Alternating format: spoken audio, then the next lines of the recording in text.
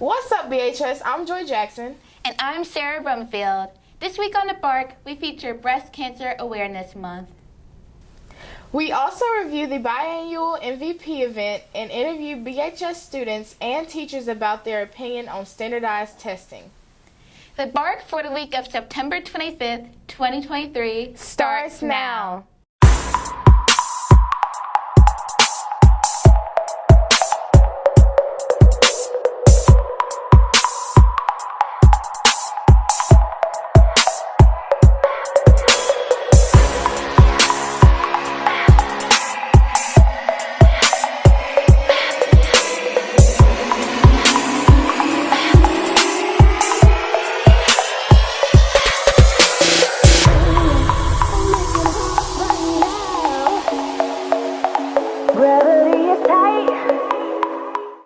Breast cancer is a form of cancer that is known to affect women all over the world.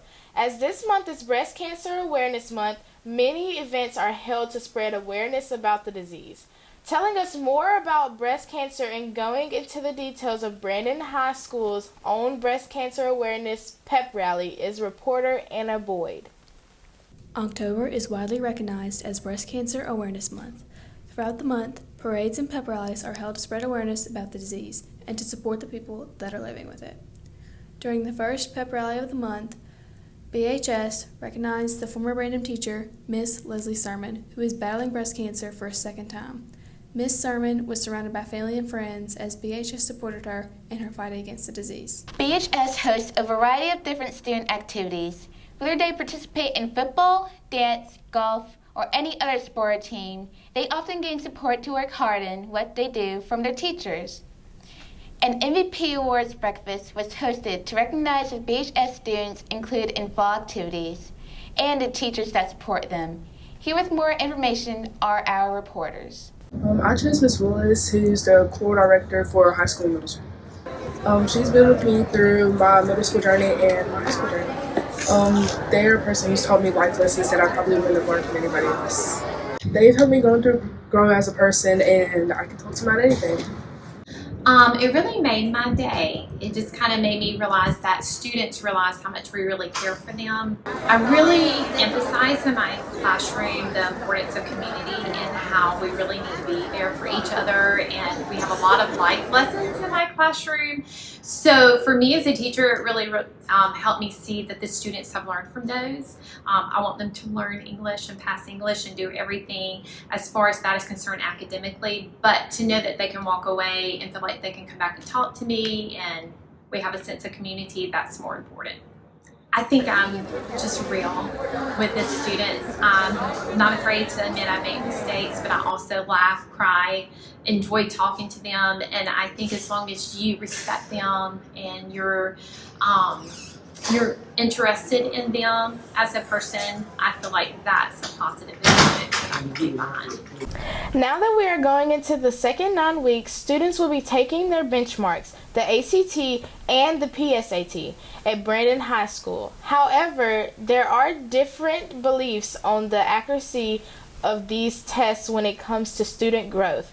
Here interviewing students and teachers on what their opinion is on standardized testing is reporter Matthew Parker. With the second 9 weeks just beginning, standardized testing is in full swing. Benchmarks, the ACT, and the PSAT are all tests taking place in Brandon. While some people believe standardized testing is beneficial and as the most accurate way to measure student growth, others say it's a hindrance to students and teachers and is limiting to the definition of success. We took this debate to the halls of Brandon High School. So the pros of standardized testing would be something like the ACT. Would help students get scholarship money and get into college. That also helps colleges place students into classes. So for example, if you make a certain score in the math section of the ACT, you don't have to take a remedial math. And if you make a high enough score in the math section, then you may even be able to skip a class like college algebra.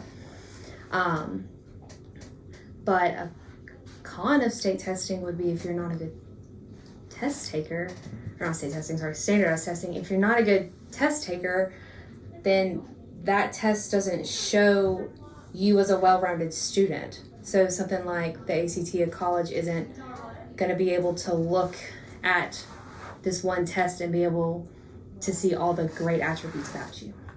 Personally, I don't like them, but they will show what you have learned throughout the course that you're learning. Some people doubt that standardized tests are an accurate reflection of students. No, not at all.